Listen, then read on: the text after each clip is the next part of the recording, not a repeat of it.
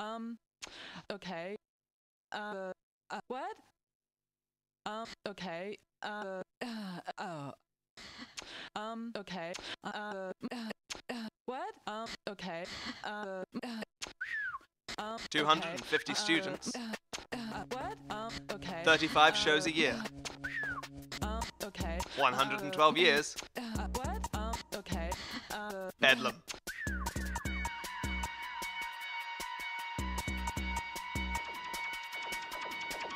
Based in the heart of Edinburgh, the Bedlam Theatre is home to the Edinburgh University Theatre Company. The company, one of the oldest student theatre societies in the UK, provides its members with opportunities to work in varied capacities in a fully operational theatre.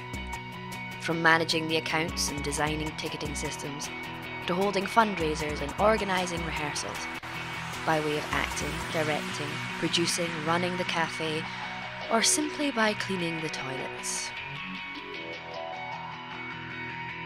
No creative limits, no experience necessary, anything goes.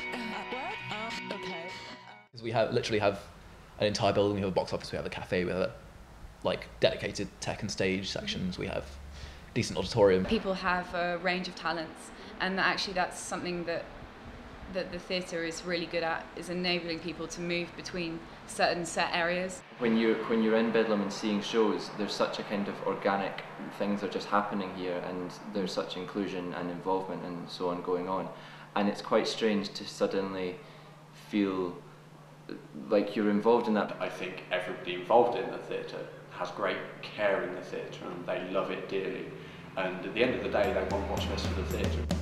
Most members first become involved with Bedlam during Freshers' Week or the Freshers' Play.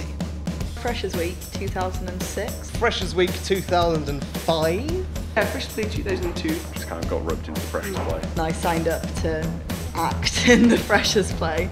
That was my first and last time on stage. A wardrobe workshop. Acting workshop. One of the workshopy things. Technical workshop. We climbed up on top of piles and piles of clothes in the costume cupboard, and that was the entire workshop. Students get involved in all the different roles. I did the tech for a show. I directed and I was producing that as well. Up to writing comedies. And stage managed. And can do a lot of graphic design. I tech managed. I directed, I've stage managed. Had a small part in that. I don't think I necessarily would have started writing the stage if I hadn't done that. I freaking love starphones. First night I made coffee. The first time I got to play a woman on stage. I think I built a coffin with Mal. I've actually been involved in about 40-something shows.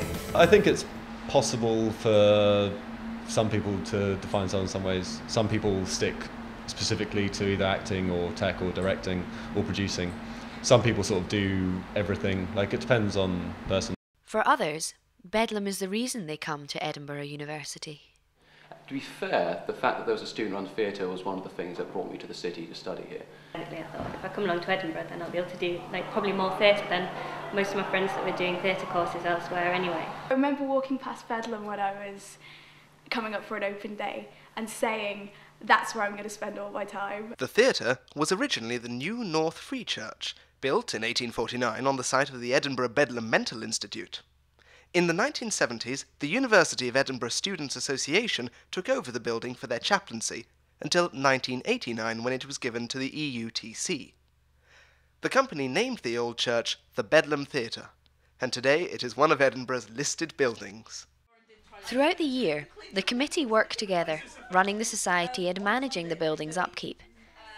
As dictated by the Constitution, the committee must administrate the EUTC's accounts, membership and publicity, as well as maintaining the building both backstage and front of house. Everything from being well stocked with tea bags to bigger tasks such as installing new seats or lights must be dealt with and approved by the committee. Because it can be anybody on the committee, it can be an actor or a techie or somebody who's barely been involved in Bedlam. People develop a real passion for not just the company and the theatre, but the way that things are run, the kind of the last minute panics and everything like that. That's something which everyone remembers with mostly pleasure. I've been to more committee meetings than I haven't been to. I love the responsibility, and I love the fact that we're essentially managing a building. There's a team of 13 of us, and we're running an entire theatre, and we're making the financial decisions. We're making decisions about how shows should be proposed, and basically how the theatre's run.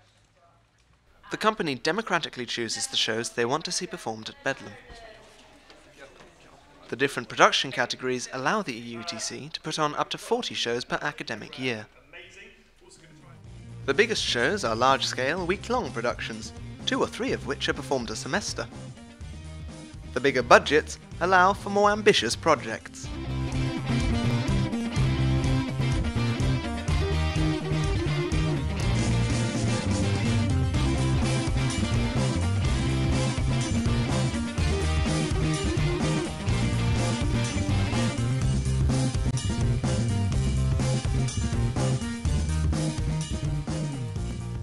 It was amazing, actually. It was really, like, everybody got behind it so much. She kind of came in and said, look, there are these 2 cosmonauts stuck up in space.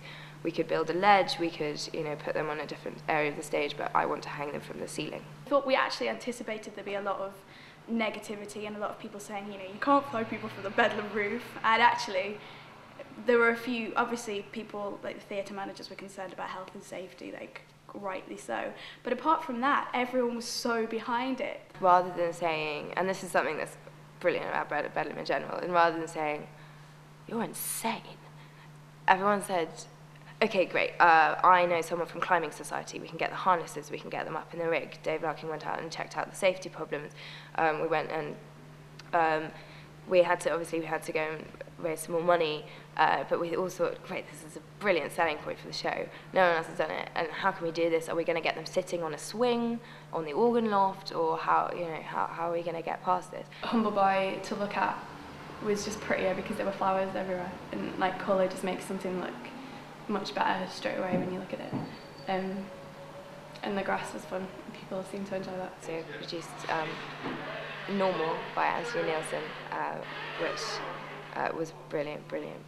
We really went all out to try and make it not just something people were watching on a stage. Like, I didn't want people to be able to watch it and distance themselves from it. All of us from the start wanted to make it this sort of all-encompassing experience.